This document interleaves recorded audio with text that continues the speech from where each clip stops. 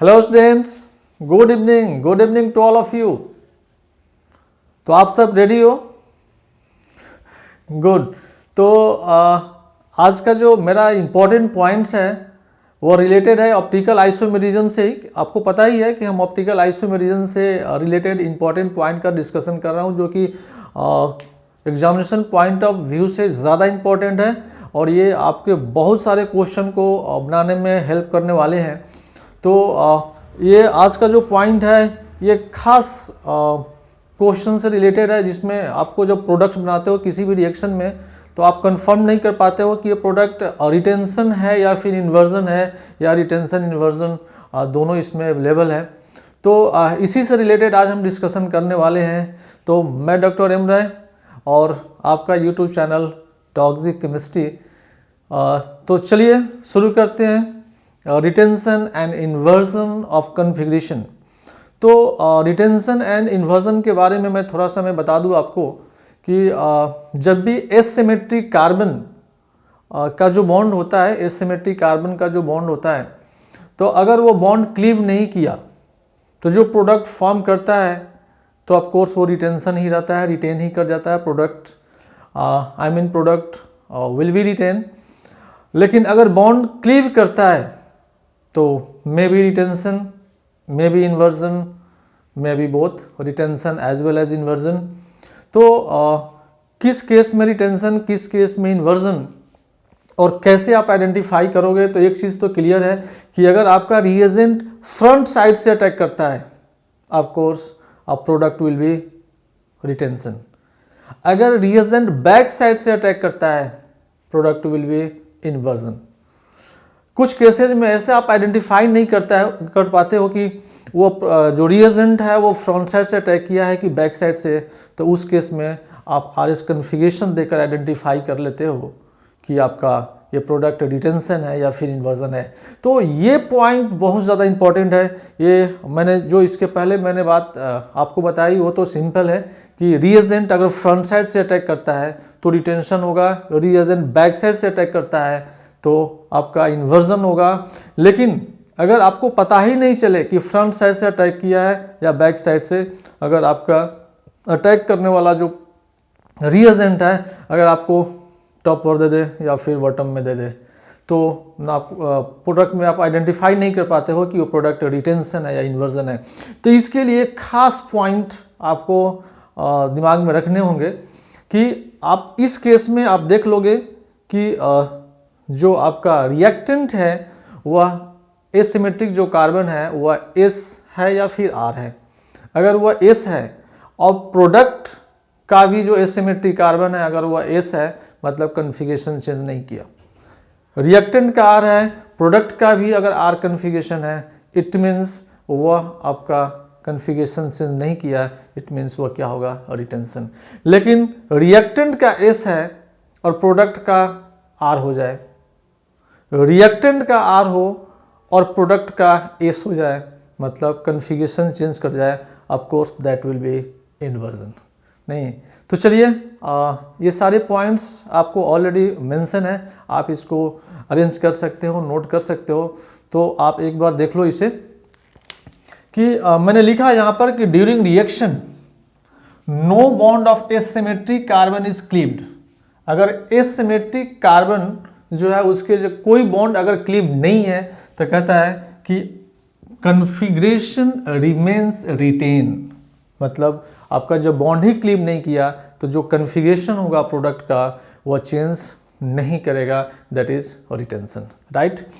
अब कहता है कि if it is cleaved than anything can happen, may be only retention, may be inversion, may be retention and inversion. आप समझे? मैंने कहा कि अगर बॉन्ड क्लीव करता है, नहीं क्लीव करता है तो प्रोडक्ट रिटेंशन होगा, लेकिन अगर क्लीव करता है तो कुछ भी हो सकता है, प्रोडक्ट रिटेंशन हो सकता है, इन्वर्जन हो सकता है, या फिर दोनों की पॉसिबिलिटी है। अब मैंने यहाँ पर मेंशन भी किया है कि अगर आपका फ्रंट साइड से अटैकिंग होता है रिएजेंट का तो कहता है कि प्रोडक्ट क्या होगा, रिटेंशन। अगर बैक साइड से अटैकिंग होता है तो प्रोडक्ट क्या होगा, इन्वर्जन। मैंने यहाँ दिखाया है कि एसिमेट्रिक कार्बन है, एसिमेट्रिक कार्बन आप जानते हो कि आप एसिमेट्रिक कार्बन अगर दिमाग में नहीं है तो मेरा पिछले वीडियो को आप देख सकते हो जो कि एसिमेट्रिक कार्बन से रिलेटेड है। तो कहता है कि एसिमेट्रिक कार्बन जिस पर चारों एटम्स और ग्रुप्स क्या है, डिफरेंट है। रीएजेंट ये जिसको मैंने जी लिखा है ग्रुप के रूप में, अगर ये फ्रंट साइड से अटैक करता है तो आपको पता है फ्रंट साइड से अटैक करता है तो प्रोडक्ट क्या होगा, रिटेंशन, राइट। अगर ये बैक साइड से अटैक करता है तो प्रोडक्ट क्या होगा, इन्वर्जन। चलिए एग्जांपल देखते हैं। तो आप देखो कि एसिमेट्रिक कार्बन पर मैंने इस बॉन्ड को क्लिप किया, इस लिविंग ग्रुप को जो कि ब्रोमीन है, मैंने इसको क्लिप किया और ये जो न्यूक्लियोफाइल है ये मैंने अटैक कराया।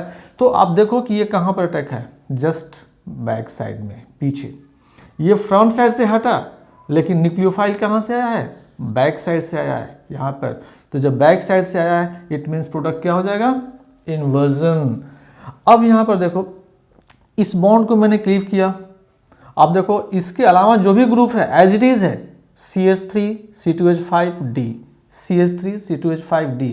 तो यहाँ से जब ये हटा तो केवल यहाँ से H2O से केवल क्या आया है, H आया है।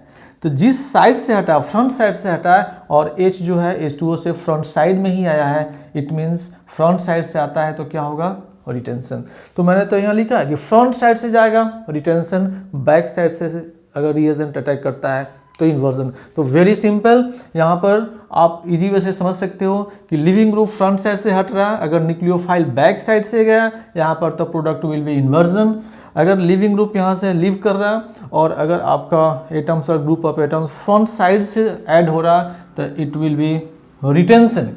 लेकिन आप यहाँ पर देखो 2 एसिमेट्रिक कार्बन अवेलेबल है। मैंने स्टार्टिंग में ही एक इंपॉर्टेंट पॉइंट डिस्कशन किया था, मैंने बताया अभी कि अगर आपका एसिमेट्रिक कार्बन का बॉन्ड क्लीव नहीं करता है तो प्रोडक्ट रिटेंशन ही होगा। तो आप देखो यहाँ पर इस नीचे वाले एसिमेट्रिक कार्बन को देखो, यहाँ पर आपका HC2H5OH, तो HC2H5OH एज इट इज़ है, किसी भी बॉन्ड का क्लीवेज नहीं है।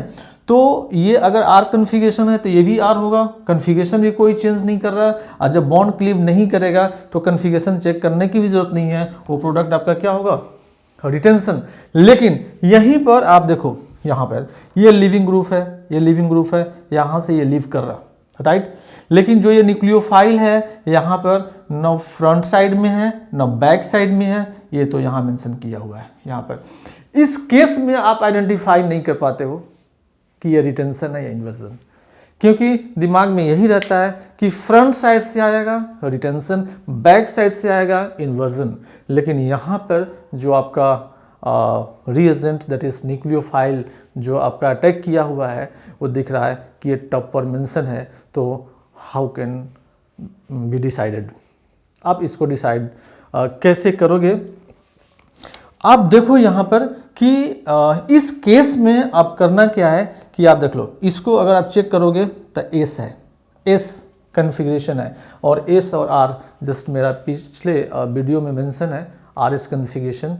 आप वहाँ पर देख सकते हो कि मैंने आर एस को कैसे मेंशन किया है, कब आर होगा कब एस होगा। तो ये तो माइंड में है ही कि क्लॉकवाइज रोटेट करेगा तो आर और एंटी क्लॉकवाइज रोटेट करेगा तो एस। लेकिन कैसे रोटेट करते हैं आप पिछले वीडियो को चेक कर सकते हो। लेकिन फिलहाल यहाँ पर आप देखो कि आप जब इसे चेक करोगे तो सिंपली ये इसका मॉलिक्यूलर वेट अधिक है तो प्रायोरिटी में फर्स्ट होगा, ये फर्स्ट होगा, ये पार्ट सेकेंड हो जाएगा और ये थर्ड हो जाएगा। और मैंने बताया था कि आपका जो लोएस्ट एटॉमिक वेट है अगर हॉरिजॉन्टल लाइन पर हो तो आपका 3 to 1 मूव कर जाना है, तो ये 1 है, ये 2 है और ये 3 है, तो 3 to 1 मतलब 3 to 1 इस तरह से anti clockwise it will be S, right. लेकिन जैसे यहाँ से ये क्लीव करता है, क्लीव करने के बाद OH यहाँ पर जो मेंशन है ये सबसे ऊपर मेंशन है। अब आपको देखना है कि ये जो एस कन्फिगरेशन है जो प्रोडक्ट में है वो एस है या आर है, राइट। तो मैंने हालांकि मेंशन कर दिया है कि ये आर है, आप चेक भी कर सकते हो वो आर ही कन्फिगरेशन है।